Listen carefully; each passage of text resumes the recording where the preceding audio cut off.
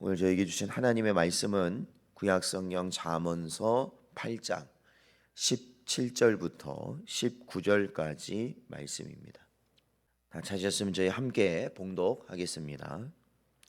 나를 사랑하는 자들이 나의 사랑을 입으며 나를 간절히 찾는 자가 나를 만날 것이니라. 부귀가 내게 있고 장구한 재물과 공의도 그러하니라. 내 열매는 금이나 정금보다 나으며 내 소득은 수는보다 나으니라. 아멘. 기도하겠습니다. 하나님 아버지, 지난 주일도 저희들 주의 은혜 가운데 복되게 지내게 하시고 오늘 이 시간 주 앞에 나와 예배하게 하시고 주의 말씀을 들을 수 있는 복을 주시니 감사합니다. 언제나 그 말씀이 우리 심령에 아버지 하나님께서 원하시는 뜻을 가르치는 아버지 하나님 귀한 방향이 되게 하여 주시옵시고, 또한 그 길로 나아갈 때 하나님이 주시는 은혜 가운데 살아가는 복된 저희들 되게 하여 주시옵소서. 간절히 바라오며 예수님의 이름으로 기도하옵나이다. 아멘. 오늘은 하나님을 향한 헌신이 성도의 복입니다 라는 제목으로 하나님 말씀 증거하겠습니다. 오늘 본문 말씀 18절에서 부귀가 내게 있고 장구한 재물과 의도 그러하다. 그러니까 이것이 누구에게 있냐면 부귀와 장구한 재물이 지혜에게 있다라는 말이 되는 것이죠. 이는 14절부터 16절까지 저희가 살펴보았을 때 모든 통치의 계략과 판결의 근원이 되는 지혜의 능력을 이야기하는 데 이어서 또 다른 지혜의 능력과 유익으로서 부귀와 재물이 지혜 안에 있다는 것입니다. 그래서 지혜를 사랑하고 간절히 찾는 자에게 바로 이러한 부귀와 재물이 역시 주어질 것이다 라는 말씀이죠. 사실 이것은요 매우 실질적인 문제라고 할 수 있습니다. 아무리 하나님을 사랑하는 성도라 할지라도 이 세상을 살아가는 한 그는 먹고 입고 우리가 거주해야 할 곳이 반드시 필요하기 때문에 그렇습니다. 특히 자녀를 키우려면 더더욱 이러한 물질적 문제의 난관에 부딪히게 됩니다.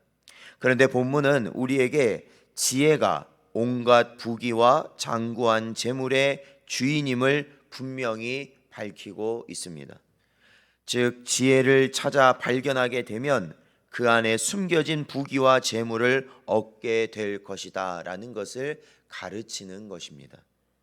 여러분, 오늘 말씀은 우리에게 부귀를 얻고 장구한 재물을 얻기 위해 지혜를 간절히 찾으라는 말씀은 아닙니다.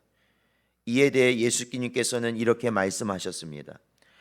마태복음 6장 28절에서 30절 말씀에 보면 또 너희가 어찌 의복을 위하여 염려하느냐 들의 백합화가 어떻게 자라는가 생각하여 보라. 수고도 아니하고 길쌈도 아니하느니라. 그러나 내가 너희에게 말하노니 솔로몬의 모든 영광으로도 입은 것이 이 꽃 하나만 갖지 못하였느니라. 오늘 있다가 내일 아궁이에 던져지는 들풀도 하나님이 이렇게 입히시거든 하물며 너희일까 보냐 믿음이 작은 자들아 라고 예수님은 책망하며 말씀하셨습니다. 즉 이 말씀처럼 하나님의 나라와 의를 위하여 전심을 다하는 인생을 하나님은 들의 백합화나 들풀 이상으로 지키시고 책임지시지 않겠느냐는 것입니다. 그렇습니다. 여러분, 부자가 되는 것도 쉬운 일이 아닙니다. 그러나 하나님의 말씀을 깨닫고 그 말씀대로 살아가는 지혜로운 성도의 삶은 더더욱이나 힘든 삶이라는 겁니다. 그러니까 예수님께서도 말씀하셨을 때 부자가 천국에 가는 것은 뭐만큼 어렵다고 그럽니까? 네? 낙타가 바늘구멍에 들어가는 것보다 어렵다라는 거예요. 그렇죠? 어려워요. 어려워요. 그러니까 이거는 뭐냐면 부자가 되는 것도 어렵죠. 우리가 이 땅에서 보면은 부자로 사는 게 얼마나 어렵습니까? 그 돈을 번다는 게 진짜 어렵죠. 그러나 우리가 하나님의 나라에 간다는 것은 우리가 하나님의 은혜가 아니고서는 그거는 상상할 수 없는 것이다. 구원의 문이 예수님을 통해서 열어지지 않으면 절대로 들어갈 수 없다라고 말씀드리지 않았습니까? 그런데 어제 말씀드린 거랑 같은 맥락이죠. 예수님이 우리와 함께 하시면은 닫혀진 문이 없다라는 거예요. 못 여실 문이 없다라는 거죠. 모든 걸 열어버리신다라는 거예요. 그러니까 그 지혜, 주의 말씀, 그 주의 말씀이 우리 안에 있으면 사실은 우리의 모든 삶은 열어지게 되는 삶을 살게 된다라는 것입니다. 그렇기 때문에 여러분, 우리가 지혜를 찾고 그 지혜를 사랑하며 그것을 온전히 이루려는 강한 열망을 가지고 살아간다면 하나님께서는 반드시 우리의 인생을 어떻게 해주시느냐? 책임져 주신다라는 말씀이에요. 우리의 필요한 모든 물질을 감당케 해 주신다라는 것입니다. 여러분, 하나님께서는 결코 무책임한 분이 아니시라는 거예요. 하나님은 무능한 분이 아니십니다. 오늘 본문 18절에서 말씀하신 것처럼 그분에게는 부귀가 있고 장구한 재물도 있으며 세상을 뒤흔들 만한 능력과 권세도 가지신 분이신 줄로 믿습니다.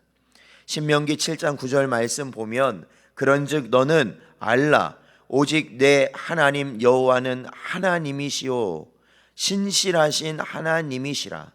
그를 사랑하고 그의 계명을 지키는 자에게는 천대까지 그의 언약을 이행하시며 인애를 베푸신다라고 가르치고 있습니다. 그러니까 우리가 그 하나님을 사랑하고 하나님의 계명을, 그 말씀을 지키기 위해 힘쓰게 되면 신실하신 하나님, 그죠?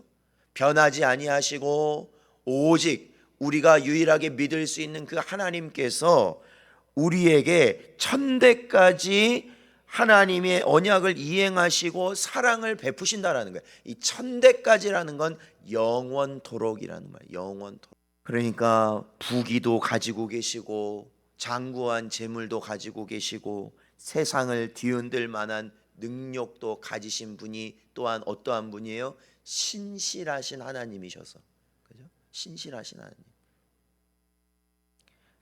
그의 백성을 돌보시며 지키시는 분이라는 것입니다. 그렇기에 우리는 마음에 걱정할 것도 근심할 것도 사실은 없는 것이죠.